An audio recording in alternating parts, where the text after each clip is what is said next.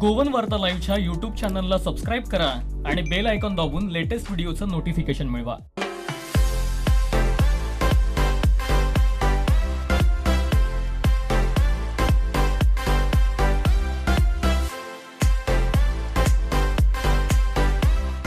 Goan वार्ता लाईव्हच्या शिक्षक दिन विशेष या कार्यक्रमात मी तुमचं सहर्ष स्वागत करते.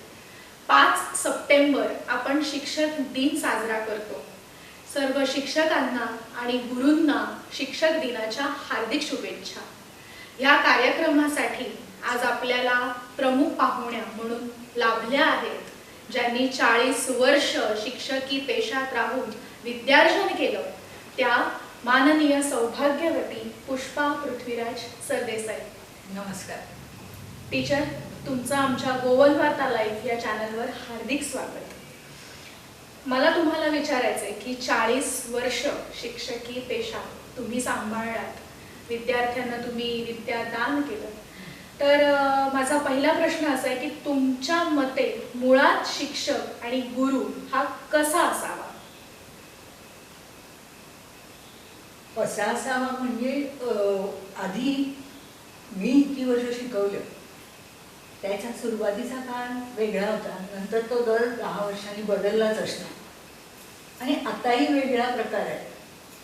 शिक्षक कसा असावा तर शिक्षक जो विषय शिकवतो त्या विषयाचं त्याला उत्तम ज्ञान असावं पूर्णपणे, किंवा तो विद्यार्जन करता करता त्याने ते आत्मसात करावं कुठलाही विषय. कारण तुमच्याकडे जेवढी माहिती असेल किंवा तुम्ही जेवढं सांगू शकता त्या विषयाबद्दल, तो विषय त्यांचा तो जे शिकवणार आहे तो परफेक्ट पाहिजे. आणि मुलाने समजा तुम्हाला काहीतरी विचारलं त्या विषयाच्या बाहेर, तर तेही तुम्हाला सांगता यायला पाहिजे. म्हणजे खरं तर शिक्षक होताना नुसतंच पुस्तकी नाही, आपण हे पुस्तक उघडलं, वाचलं, सांगितलं, गेलं असं होता कामा नाही. शिक्षकाने त्याच्यावर जास्त विचार करून, आधी तयारी करून, अगदी काय तुम्ही शिकवणार आहात त्याच्यावर, आणि मुलं काय विचारू शकतील प्रश्न, त्याचाही विचार करून माहिती गोळा करून ठेवायची. आपल्याला ठाऊक नसेल कदाचित, आणि कधी कधी काय होतं, वर्गात मुलं तुम्हाला एक वेगळाच प्रश्न विचारतात. समजा त्यावेळी तुम्हाला उत्तर देता नाही आलं तर नंतर ते मी सांगते ना असं सांगून त्यांना त्याचा अभ्यास करून त्या प्रश्नाचं उत्तर त्यांनी द्यायला हवं. मी माझीच एक घटना सांगते. एकदा मला नेहरूंचा गिर्यारोहण यात्री म्हणून धडा होता, तो शिकवायचा होता. त्यांनी हिमालयाचं गिर्यारोहण ते आणि त्यांचा मित्र दोघेही केले, आणि त्यांनी तो पूर्ण वर्णन लिहिलं आहे. पण ते बऱ्याच उंचीवर, म्हणजे त्यांच्या झोपडभर बर्फातून ते वर चढत होते. आणि वर गेल्यावर त्यांना एक असं दृश्य दिसलं की चारी बाजूला बर्फांची शिखरं आणि त्या 4 डोंगरांच्या मध्ये पाण्याचं तळ. आता सरोवर, आता इतक्या उंचीवर इतका बर्फ आहे आणि तिथे तळ कसं निर्माण झालं असा प्रश्न पडू शकतो मुलांना. मलाही ठाऊक नव्हतं की इतक्यावर कसं काय ते तळ दिसलं. खूप जणांना मी विचारलं, मी एन्सायक्लोपीडिया ती असते त्याच्यावर शोधलं, पण कुठेच मला या प्रश्नाचं उत्तर मिळालं नाही. मग शेवटी मी एका माझ्या मैत्रिणीला विचारलं की धडा ठेवला शिकवायचा, तिला फोन करून विचारलं की मी असं वर्णन आहे, मला कोणी विचारलं तर मी काय सांगू. तर तिने मला उत्तर दिलं की तिथे म्हणजे हिमालयाच्या पायथ्याशी सुद्धा बर्फ असतं आणि तिथे गरम पाण्याची कुंड असते. इतकं गरम पाणी असतं एखाद्या कुंडात की तांदूळ धरून साधू लोक बसतात पिशवी किंवा भांड्यात घालून आणि भात शिजतो. इतकं उकळतं पाणी असतं. तसंच तिथे गंधक असणार आणि त्या गंधकामुळे ते बर्फ वितळत असणार, म्हणून ते सरोवर तयार झालं असणार. ही माहिती मी घेतली आणि वर्गात तो धडा शिकवायला सुरुवात केली. पण मुलांना कुणालाही हा प्रश्न सुचला नाही, कोणीच मला विचारला नाही. पण विचारलं नाही तरी मी ही माहिती त्यांना दिली. तुम्ही उद्या कोणाला तरी विचाराल किंवा तुम्हाला कोणीतरी उद्या मोठं झाल्यावर विचारतील हे कसं काय, तर तुम्हाला सांगता आलं पाहिजे. म्हणून मी म्हणजे असं असतं की तू आपल्याला काय मुलं विचारणार आहेत याचा सुद्धा शिक्षकांनी विचार करायचा आणि त्याप्रमाणे शिकवायचं. मी हिंदी विषय शिकवत होते, पण आता कुठलीही भाषा शिकवायची म्हणजे त्याच्यात तर नाना तऱ्हेचे धडे असतात, वेगवेगळी माहिती देणारे धडे असतात. मग त्या धड्याच्या अनुषंगाने तुम्हाला तुमची माहिती गोळा करावी लागते आणि ती करावी प्रत्येक शिक्षकाने. कारण तो धडा शिकवताना त्यांनी काही विचारलं किंवा तुम्हाला सुद्धा न विचारता जास्त माहिती दिली पाहिजे. आणि भाषा विषयात तर असंख्य गोष्टी असतात भाषा शिकवताना, तेही त्यांनी करायला पाहिजे. थोडंसं आता आम्हाला पोर्शन येतो ना, वरून पोर्शन दिलेला असतो. मी तुला सांगते, मी शिकवायला लागल्यापासून 5वी हा वर्ग मी कधीच सोडला नाही शेवटपर्यंत. आणि 5वी हिंदी शिकवायची मी. 5वीत मी सिलेबसमध्ये नसलेले काळ शिकवायची 3 हिंदीचे, भूतकाळ, भविष्यकाळ, भूतकाळ आणि वर्तमान. हे करताना हे शिकवायचे नव्हते ते पोर्शनमध्ये त्यांच्या, पण मुलांनाही ते आवडायचे. त्याच्यात थोडीशी गंमत निर्माण करून मी शिकवायचे ते, पण त्याचा उपयोग मुलांना शुद्ध हिंदी शिकण्यासाठी झाला. म्हणजे व्याकरण शुद्ध हिंदी. आणि पुढे म्हणजे मी रिटायर व्हायला 4 वर्ष असताना एक ते ह्याला येतात ना, एक बाई आल्या हिंदी कशी शिकवायची ते सांगायला. मग प्रत्येक शाळेतले हिंदी शिक्षक तिथे गोळा झाले आणि त्याने नेमकं हे सांगितलं की हे असं शिकवा तुम्ही. आणि माझाच विद्यार्थी शिक्षक आहे तो आला होता, त्याने सांगितलं की हे तुम्ही आत्ता सांगताय. त्यांनी कधीपासून आमच्या टीचरने आम्हाला, मी 5वीत असताना सुद्धा हे शिकवलं, त्याच्या आधीपासून त्या शिकवत आहेत. मला असं वाटलं की त्या भागात तो जे मी शिकवलं त्यामुळे विषय सुलभ झाला, मुलांचं व्याकरण शुद्ध हिंदी झालं.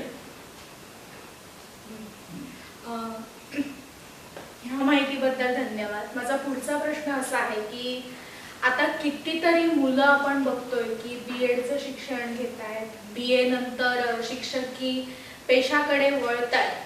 तर तुमच्या मते ते म्हणजे तुम्हाला काय वाटतं की खरोखर शिक्षकी पेशाला आता उभारी आहे, किंवा अशा विद्यार्थ्यांसाठी तुम्ही काय मार्गदर्शन कराल? उभारी म्हणजे काय, खरं तर आता बहुतेक मुलं किंवा सोपं काय आहे, खरं तर सोपं नाही आहे शिक्षक होणं. पण प्रत्येकाला वाटतं की शिक्षक झालं की काहीच नाही काम. आम्हालाही हे म्हणतच होते सगळेजण, कारण तो अर्धा वेळचा व्यवसाय आहे, तुम्हाला कुठे काय करावं लागतं नाही. ज्याला करायचं आहे तो कुठेही असला, कुठलीही नोकरी असू दे, तर त्याला त्याचा अभ्यास करून व्यवस्थित वागून ते शिकवलं पाहिजे. मग आत्ताची मुलं, आम्ही असं म्हणत नाही सगळीच मुलं तशी असतील, पण बहुतांशी आपल्या त्या विषयाचं आणि त्या जो त्यांनी शिकवायला घेतलेला असतो विषय, त्याच्याबद्दल त्यांना अवांतर माहिती नसते, ते नाही देऊ शकत. पण अवांतर माहिती त्यांनी मिळवायला पाहिजे, कुठलाही विषय असू. तुम्ही आता म्हणजे कसं, आता भूगोल किंवा इतिहास ते साधे विषय, ते नको असं म्हणतात. पण तिथे सुद्धा अभ्यास हवा आणि तिथे ते विद्यार्थी जे असतात, म्हणजे इतिहास भूगोल शिकवणारे लोक, त्यांची सुद्धा गरज असते. आता भूगोलवाले काय करणार आणि इतिहासवाले काय करणार असं जरी म्हटलं तुम्ही तरी लागते गरज. ओसामा बिन लादेनला पकडलं, त्याला पकडायला विज्ञान दृष्ट्या काहीही त्याच्याकडे नव्हतं, म्हणजे तुम्ही सॅटेलाईटवरून शोधू शकता किंवा आणि कशावरून मोबाईल हे काय ते लँडलाईन असं काहीच नव्हतं त्याच्याकडे. मग त्याला कसं शोधला?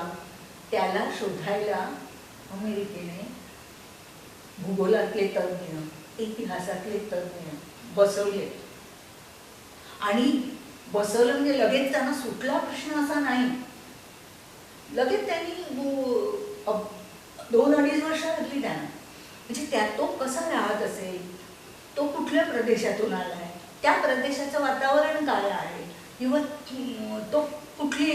तो कसा खात असेल, कसा राहत असेल, सगळं त्यांनी इतिहास आणि भूगोलात शोधून काढलं. छान लेख आहे याचा, बाबा डहाके म्हणून त्यांचा.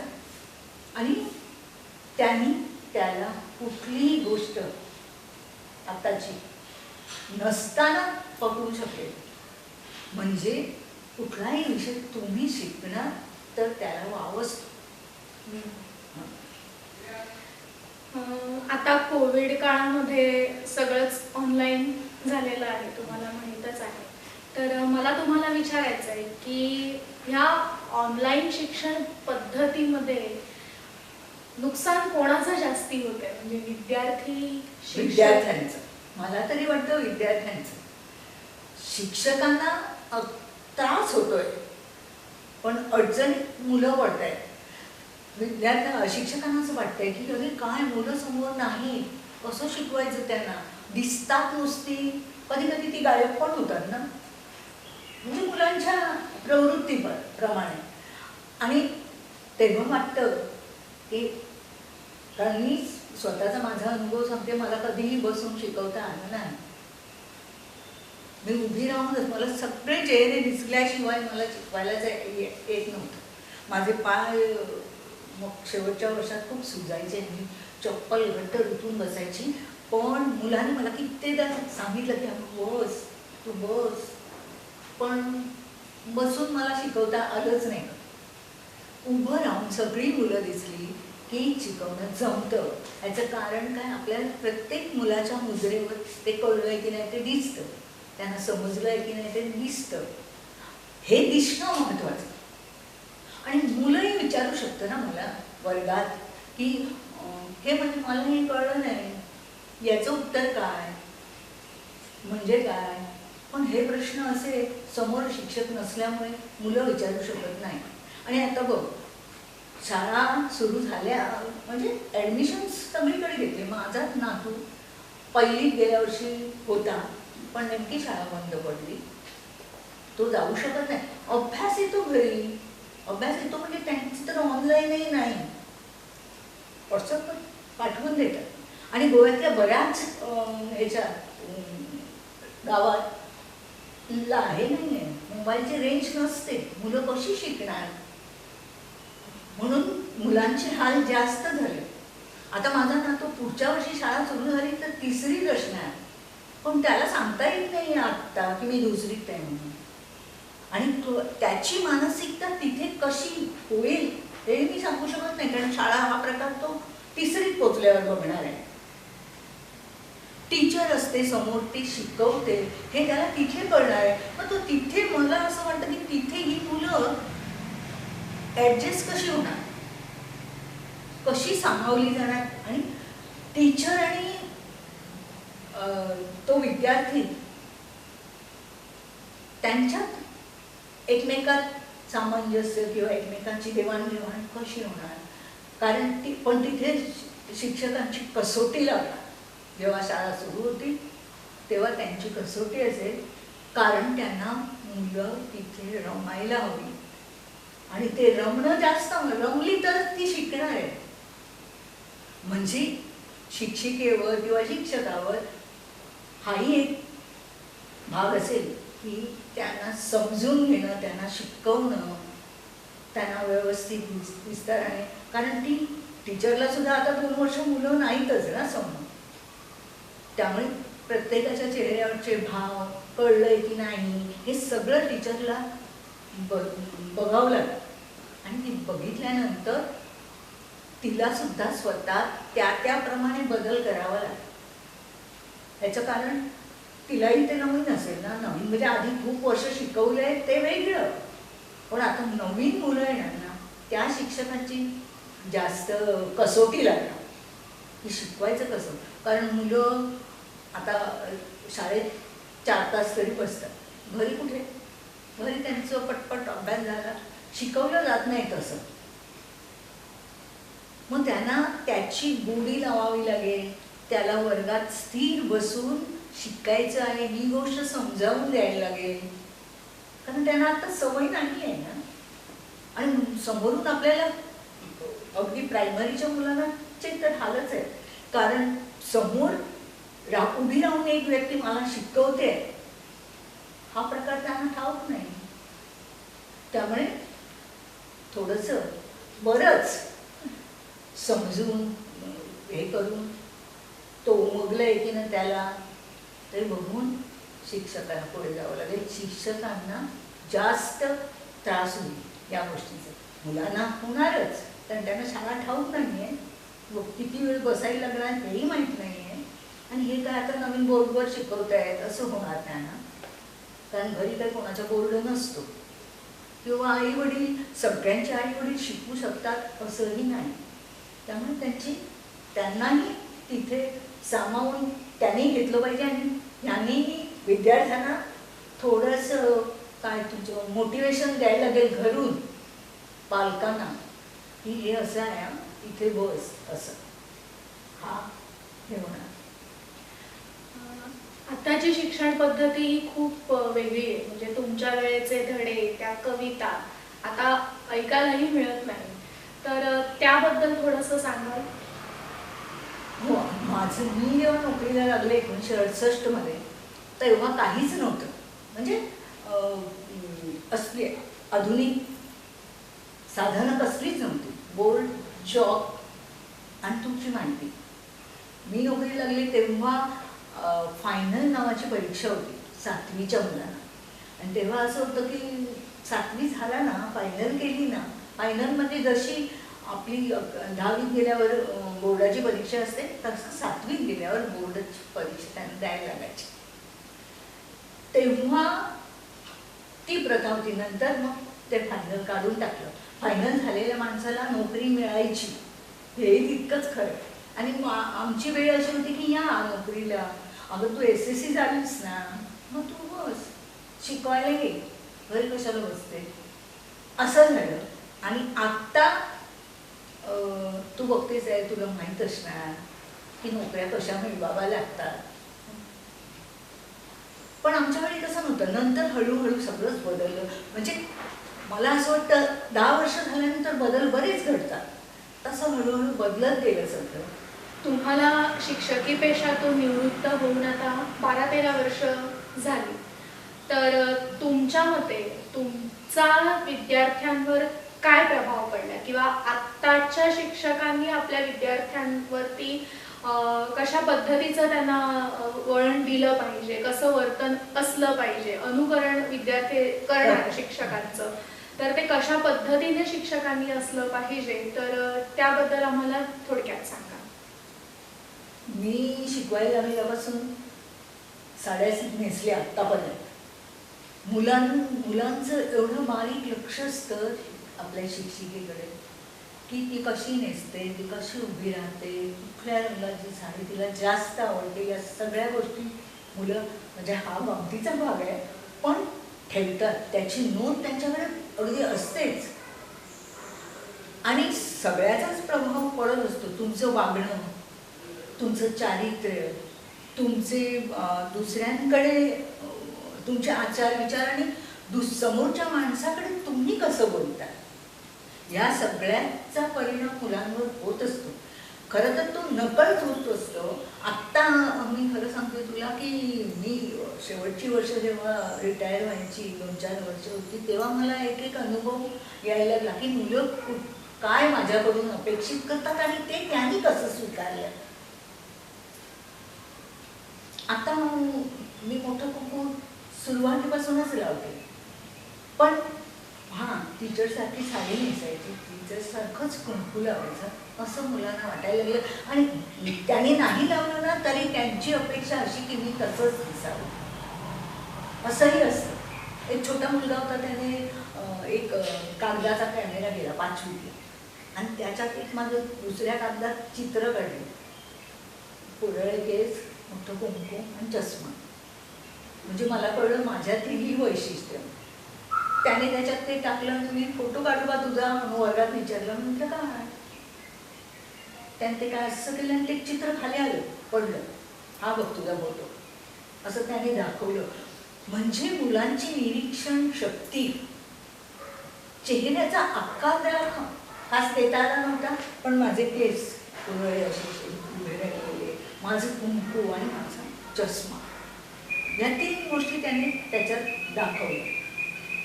आणि असा असतोच प्रभाव की तुम्ही कसे वागता, कसं बोलता, तुम्ही कशा चालता. आणि मी सांगते आत्ताच्या ही पिढी कितीही तुम्ही मैत्रीपूर्ण संबंध ठेवा, पण तुमचा म्हणून त्या विद्यार्थ्यावर एक वेगळा ठसा उमटायला पाहिजे. माझ्याकडे 40 वर्ष शिकवल्यामुळे काय झालं की माझेच विद्यार्थी माझे सहकारी झाले. ते 4-5 जणी आम्ही तिथे सहकारी असते, खरं मी त्यांची टीचर, पण कधी भासलं नाही मलाही की मी टीचर आहे आणि त्या माझ्या विद्यार्थी. हे वागणं आमच्या असं आम्ही वागलो नाही, उलट आम्ही घट्ट मैत्रिणी झालो. पण जरी मैत्रिणी झालो तरी त्यांनी मला तो मान दिला जो टीचरला, किंवा त्यांच्या वागण्यात बोलण्यात तो आदर दिसत होता. बरीच मुलं भेटतात, सांगतात, बऱ्याच मुलांची इच्छा असते की मी असंच दिसावं.